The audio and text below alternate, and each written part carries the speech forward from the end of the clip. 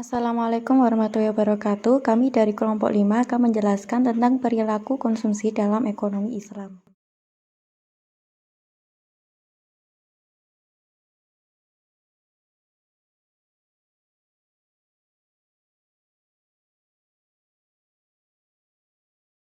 Konsumsi adalah penggunaan barang atau jasa yang dilakukan konsumen dalam rangka memenuhi kebutuhan. Nah, tingkah laku konsumen di mana mereka dapat mengilustrasikan pencarian untuk membeli, menggunakan, mengevaluasi, dan memperbaiki suatu produk atau jasa. Itu disebut definisi dari perilaku konsumen. Konsumsi memiliki urgensi yang sangat besar terhadap suatu sistem perekonomian karena tiada kehidupan bagi manusia tanpa konsumsi. Perilaku konsumen terbentuk karena adanya pendapatan yang terbatas yang dimiliki oleh konsumen. Di satu sisi, konsumen memiliki keinginan konsumsi yang sangat besar. Pendekatan dalam teori tingkah laku konsumen dibagi menjadi dua, pendekatan nilai guna kardinal dan pendekatan nilai guna ordinal. Pendekatan nilai guna kardinal menganggap manfaat atau kenikmatan yang diperoleh konsumen secara kuantitatif, di mana konsumen akan memaksimalkan kepuasan yang dicapai.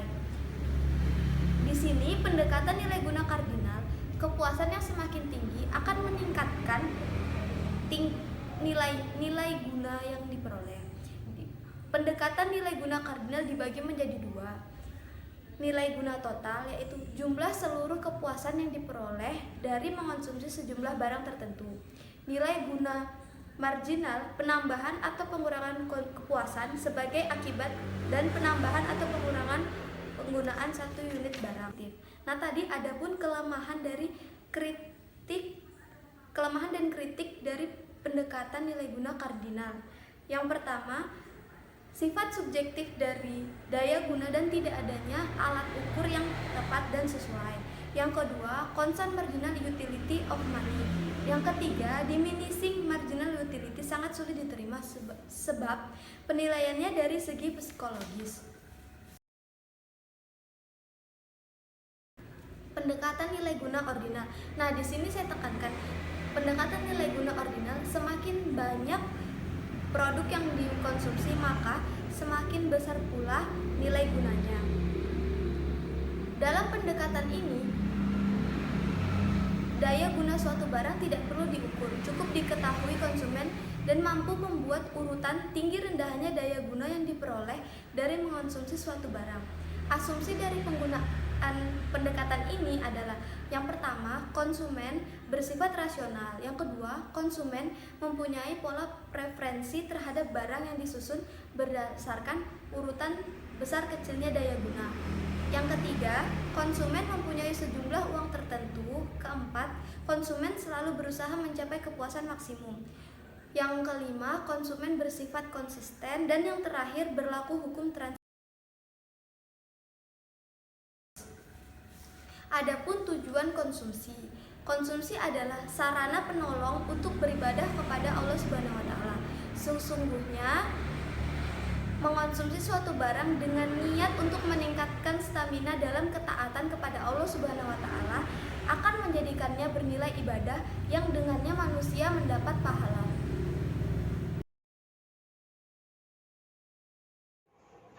Yang selanjutnya yaitu ada sifat atau norma etika konsumen. Nah, menurut Yusuf Al-Qadrawi itu ada beberapa norma dasar yang menjadi landasan perilaku konsumen untuk seorang muslim. Nah, yang pertama, membelanjakan harta dalam kebaikan dan menjauhi sifat kikir.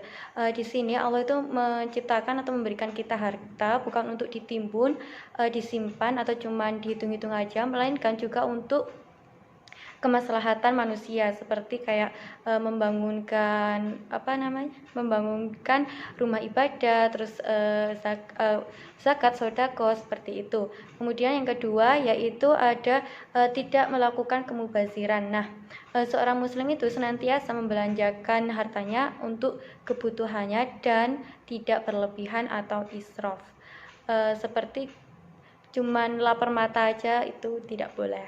Yang ketiga, tidak hidup mewah dan boros. Nah, kemewahan dan pemborosan itu menenggelamkan diri dalam kemewahan yang sementara. Nah, di sini sangat ditentang oleh ajaran Islam sendiri. Kemudian yang keempat yaitu kesederhanaan.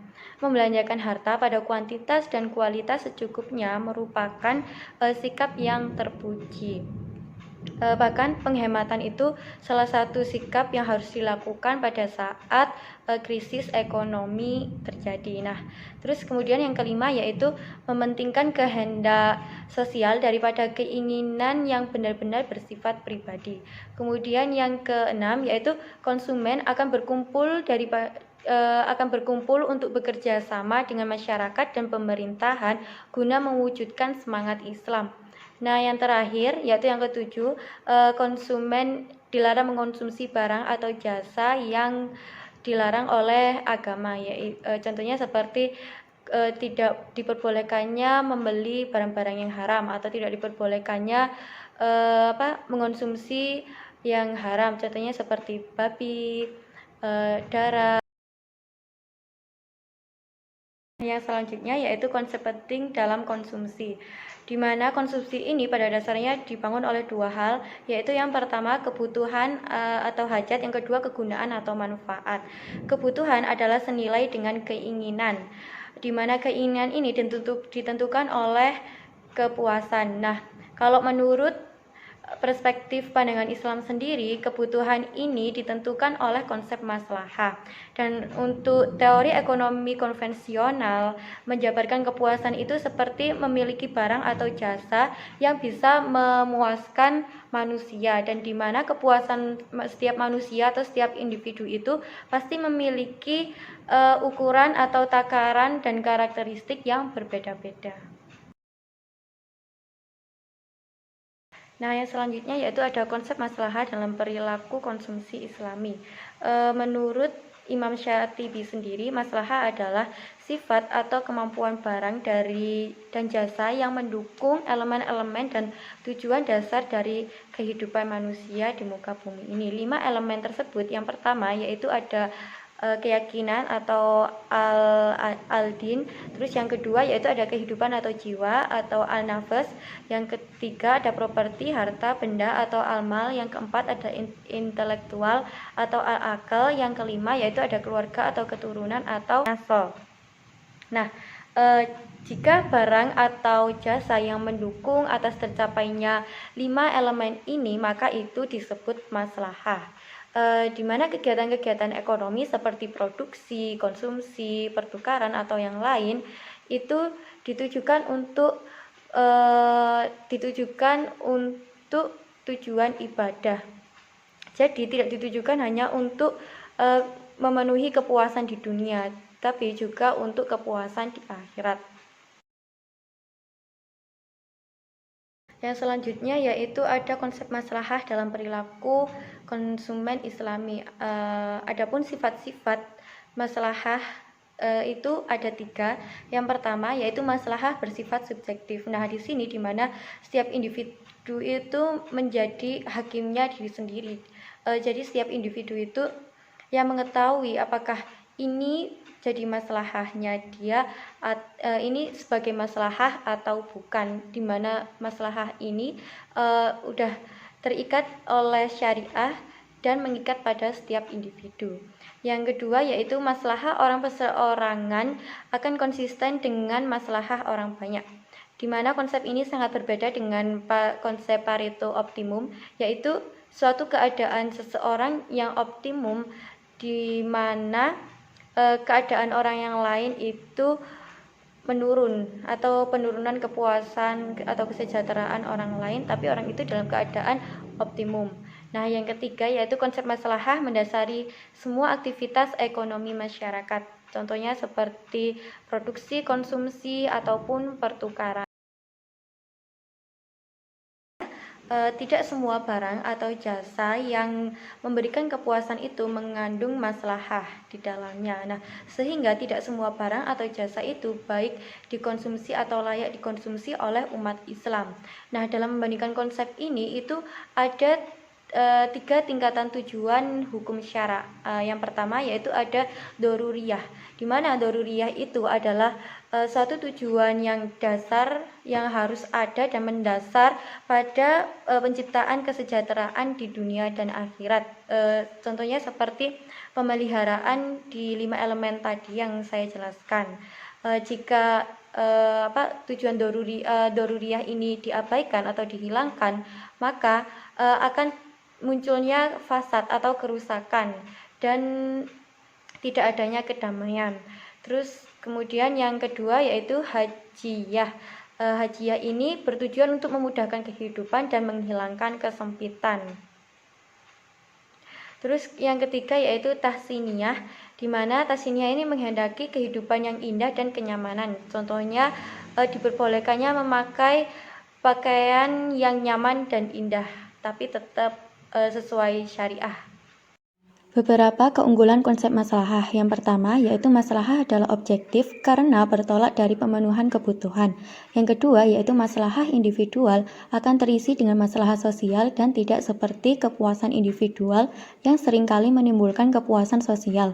Yang ketiga, konsep maslahah ditekankan pada semua aktivitas ekonomi dalam suatu masyarakat.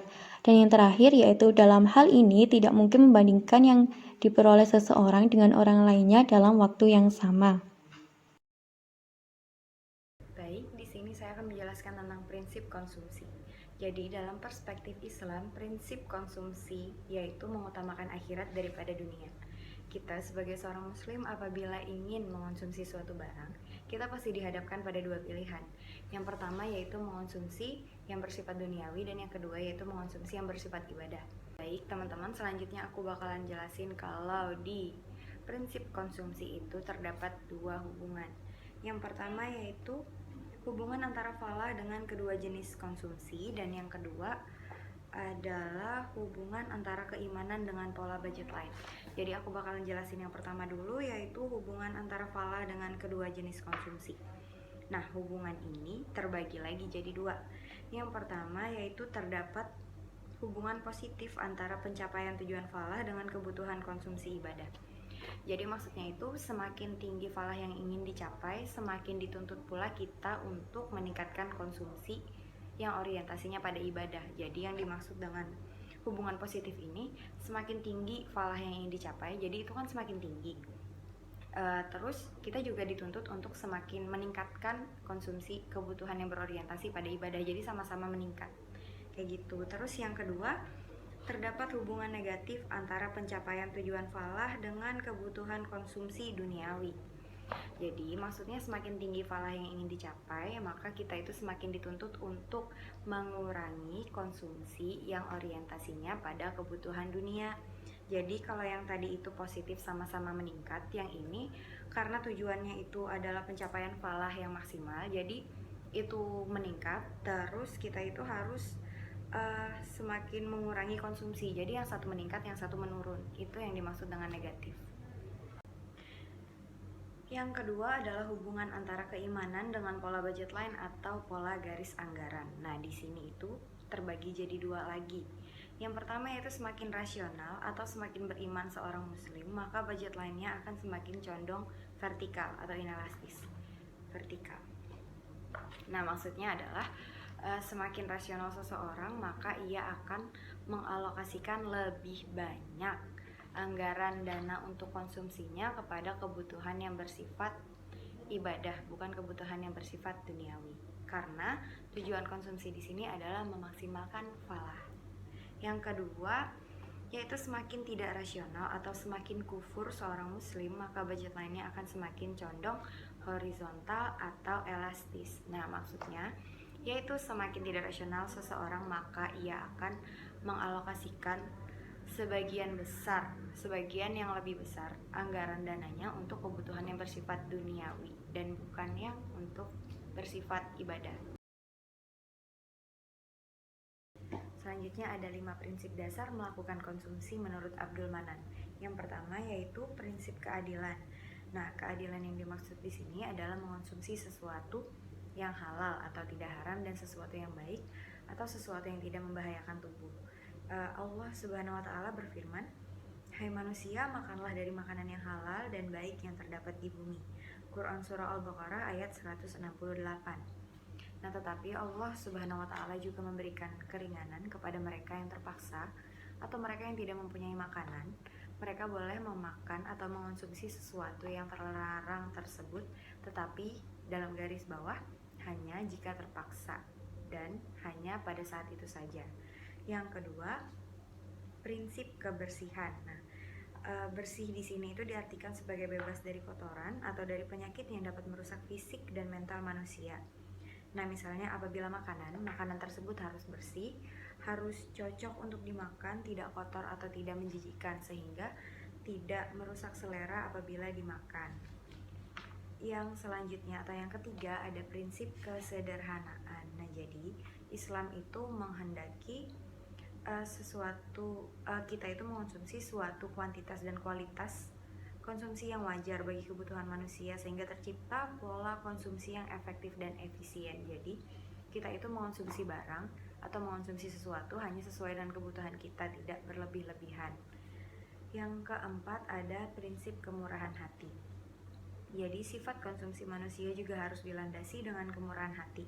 Maksudnya jika memang masih banyak orang yang memerlukan atau banyak orang yang kekurangan, misalnya makanan dan minuman, maka kita yang memiliki kebutuhan lebih, kita bisa membantu atau menyisihkan beberapa makanan atau minuman yang kita miliki untuk orang lain. Jadi prinsip kemurahan hati di sini itu artinya kita itu mengonsumsi sesuatu tidak hanya untuk diri kita sendiri, tetapi juga untuk orang lain.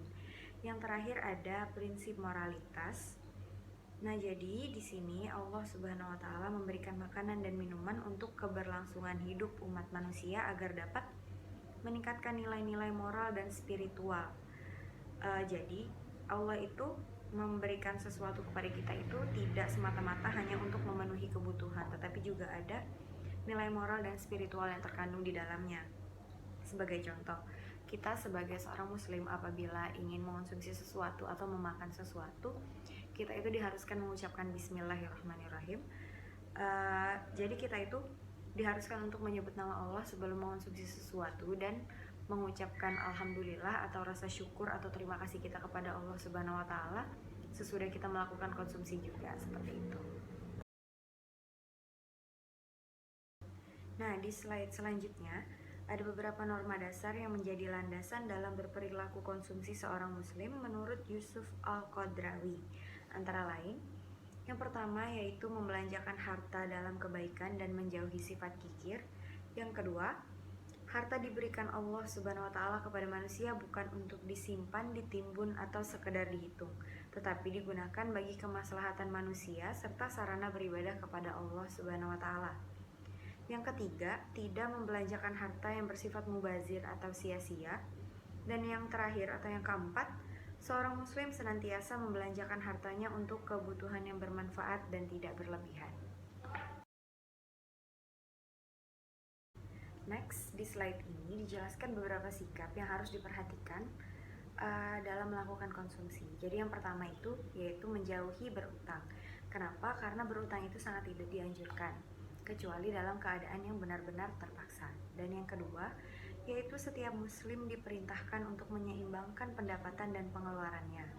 Kenapa? Karena apabila pengeluaran kita lebih besar daripada pendapatan, maka hal tersebut akan menimbulkan keinginan untuk berhutang. Nah, seperti yang udah aku jelasin tadi pada poin pertama, berhutang itu sangat tidak dianjurkan kecuali dalam keadaan yang sangat terpaksa atau mendesak.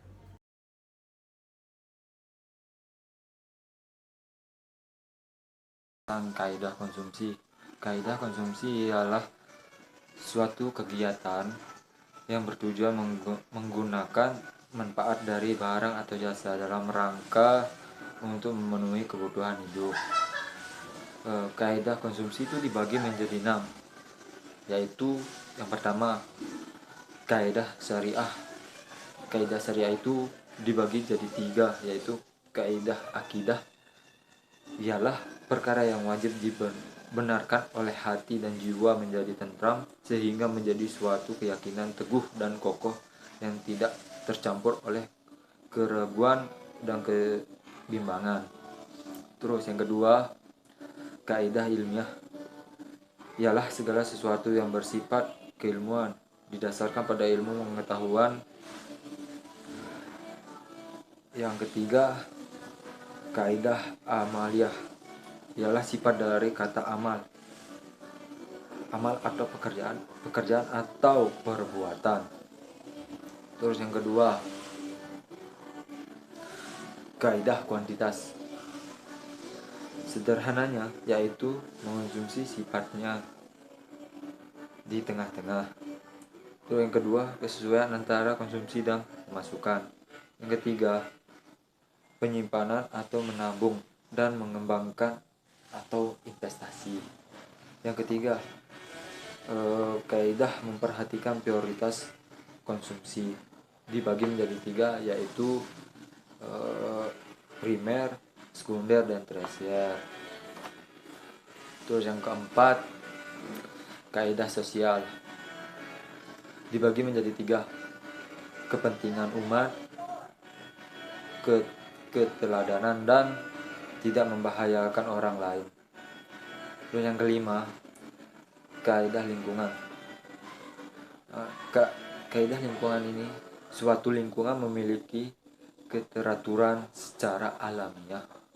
Yang keenam, kaidah larangan mengikuti dan meniru orang.